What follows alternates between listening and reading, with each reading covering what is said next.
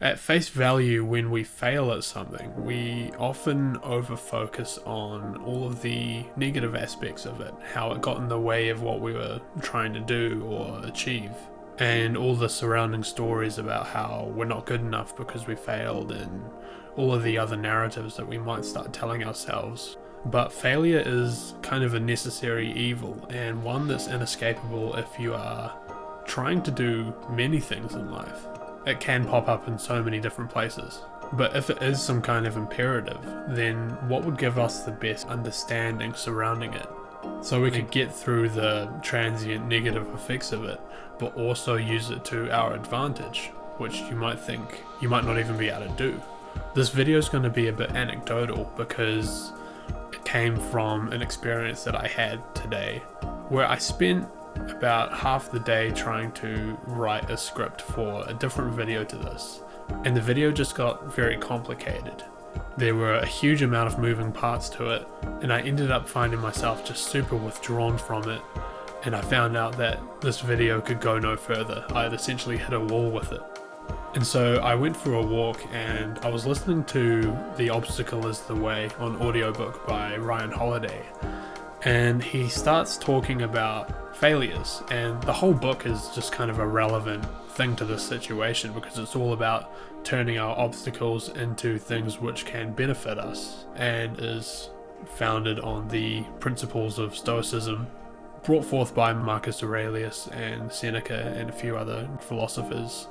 And this whole idea of transforming your obstacles as a means to help us rather than block us from going somewhere just seemed to really resonate. In the book, he mentions the actress Kate Winslet and how she would kind of transform her inner turmoils that she might have been facing on a shoot into helping her role. So she would do this by asking, what can I get for free? Meaning any particular thing that's getting in her way personally, can she use those things as a means to enhance her role as an actress? So if she was feeling very nervous, she would try and infuse that anxious energy into the character, and in that way come off more authentically in her expression as an actress. So although that's a very specific example of a story, it would help us to try and apply that same kind of framework to when things aren't going our way, because it's our job to try and find the usefulness in it. But if you think I'm sounding a little bit mad when I say that, it's probably because by default that's not the stance that we usually take. Our perception of the event is kind of often imbued in a sense of hindrance rather than helpfulness. All we're thinking is that, hey, things are going wrong, they're not going this way, which is what I'm wanting it to be. It's instead gone this way. And the split between where you want to be and where you are has caused a sense of chaos within yourself. So failure in this way isn't always something we can predict, it just happens on the natural course to some kind of long-term skill, for example. But when it does arrive, it really just helps us to accept the fact that it's happening and ask how we can use it to benefit us somehow. Now, it may not be benefiting us in achieving the original thing that we were trying to achieve, but it kind of pushes us onto a different tangent, and we might be suddenly learning something new, not pertaining to the original thing, but it sometimes holds equal importance or sometimes even more. Because for example, if my goal is to get better making YouTube videos, then failing in making a certain video, although I couldn't make that video anymore, it also means I've learned what doesn't work and what I need to work on, and challenging perfectionism within myself. So in a way, yes, it was a failure, but it was also a kind of indicator as to where I need to go in order to get to where I want to be. So in that way, it's not a failure. There is no failure, only feedback, says Naval Ravikant. The universe simply shows us what we need to be focusing on more, or what's not working and what is. And so in that way, it's useful to get this kind of feedback, but it takes a bit of strength to find the good in it. It's not something which comes naturally to us because we overfixate on all the kind of negative consequences of the failure. And those kind of consequences do kind of over assert their position in the mind a little too much before we have started to intentionally try and change our mindset. So once you've realized that you've failed at something, this kind of short window opens up, and you kind of get two options. You can either ruminate, or you can correct course. Now, ruminating is kind of the default option before we've taught ourselves to look at things otherwise. Believe it or not, it's a bit crazy, but we think that putting ourselves down and making the situation as bad as possible for us is actually doing ourselves a lot of favors. But it doesn't take a microscopic view to figure out that it doesn't help at all. It's like we have the belief that if we make the reaction as bad as possible for ourselves, it'll somehow prevent it from happening again because it felt so bad when we failed the first time. That would be my only kind of rational guess as to why we do this. But it does far more harm than it does good. And so a small window kind of opened up after I realized I had failed. And I had a choice. I could lament about how I could make the video and I put all this effort into it and all that.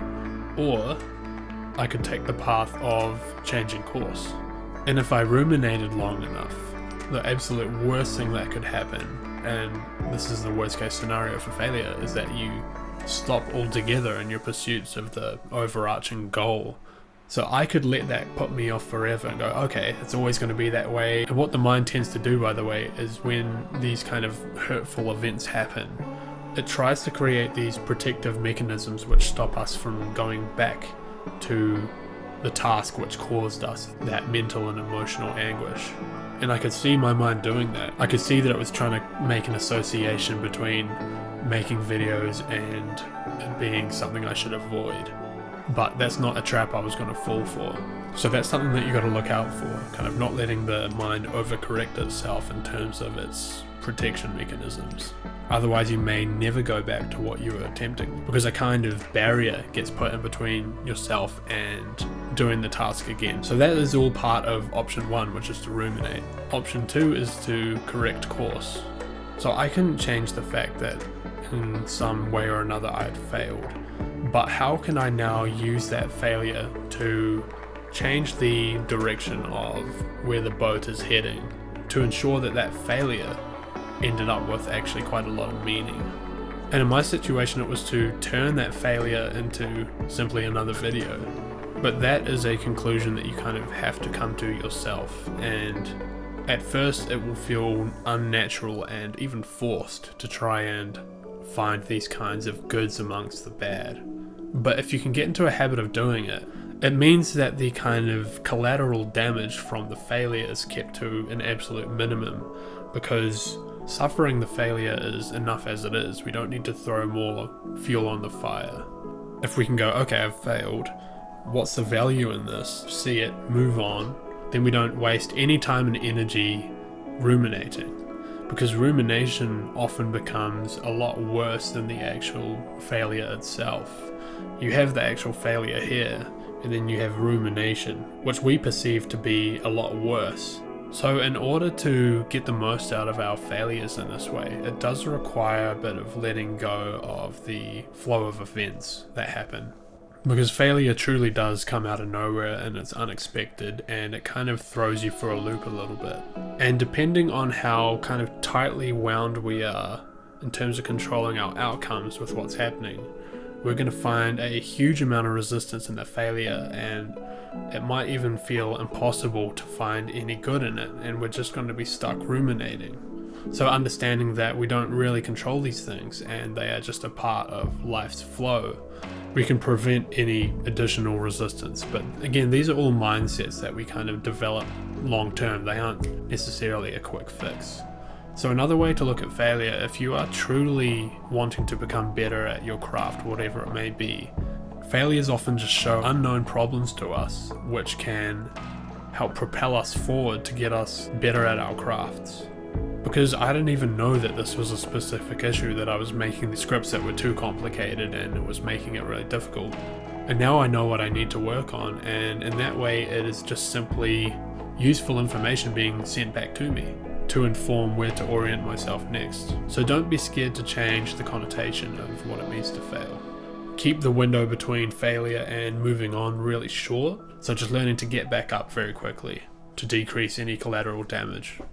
And find the good in the experience, even if it leads you to learning things that you didn't anticipate or want to learn. It can give you often a clearer view of the overall picture and where you need to go next within the bounds of the domain you're trying to persevere in. Failures are not failures, but opportunities in disguise.